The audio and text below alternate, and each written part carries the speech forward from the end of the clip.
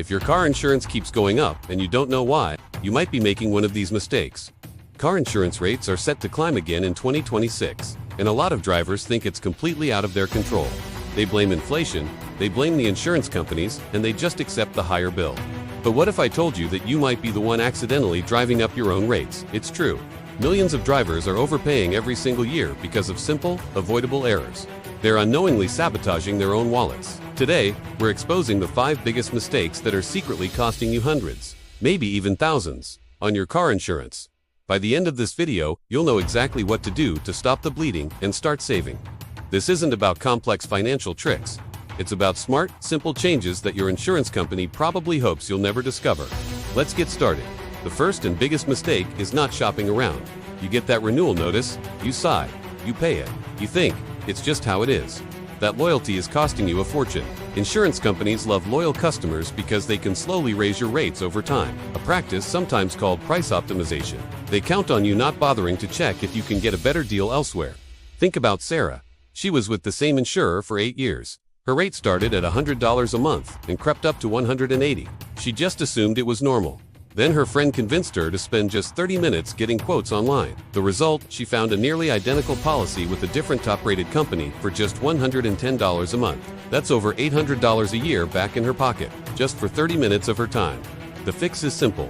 Treat your car insurance like you treat your phone plan. At least once a year, about a month before your policy renews, get quotes from at least 3 to 5 different insurance companies.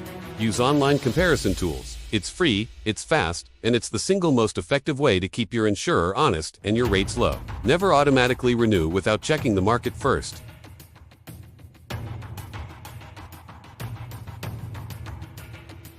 It feels like the right thing to do, right? You pay for insurance, so you should use it. But this is a massive trap.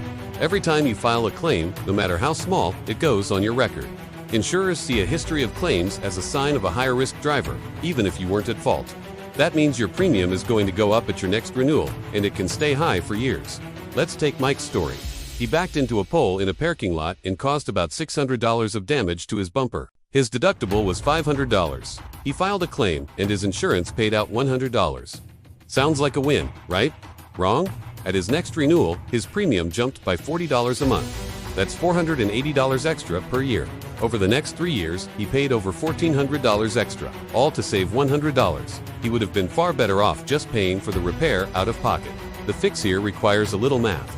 Before you file a claim, get a repair estimate. If the cost is only slightly more than your deductible, or less, pay for it yourself. A good rule of thumb is if the repair is less than double your deductible, think twice before filing.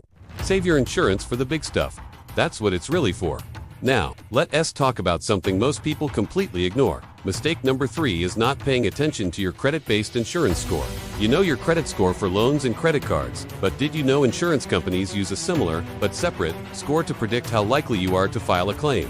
It's a fact. In most states, a lower credit-based insurance score can lead to dramatically higher premiums. The insurer's data suggests that people who are better at managing their finances tend to be more responsible drivers and file fewer claims. It might not seem fair, but it's how the system works.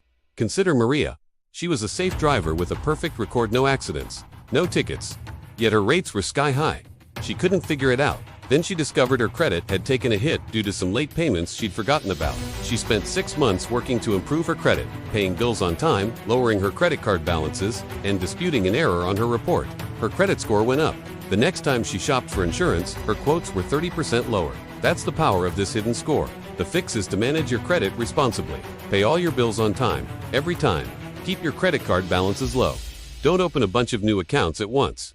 And check your credit report regularly for errors. Improving your financial health has the direct, and often immediate, benefit of lowering your car insurance costs.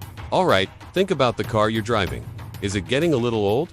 If it is, you might be making mistake number 4. Keeping full coverage on an older paid-off car. When you have a car loan, the lender requires you to have both collision and comprehensive coverage. That's full coverage. But once you pay that car off, the choice is yours. Full coverage is expensive.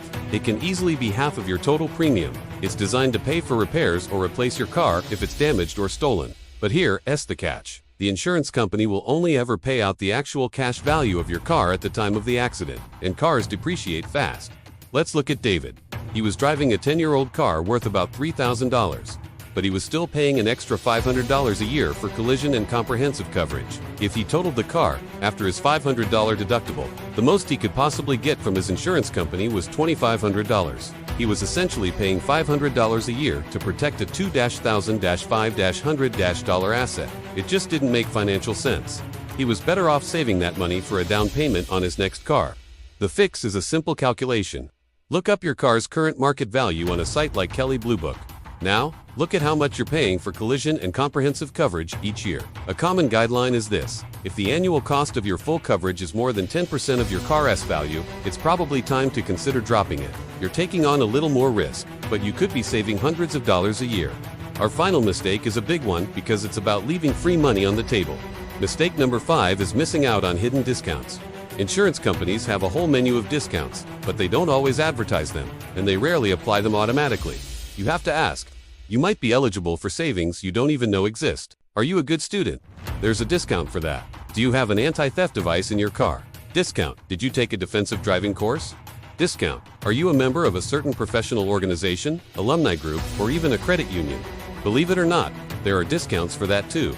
Bundling your home or renter's insurance with your auto policy is one of the most common and biggest discounts available.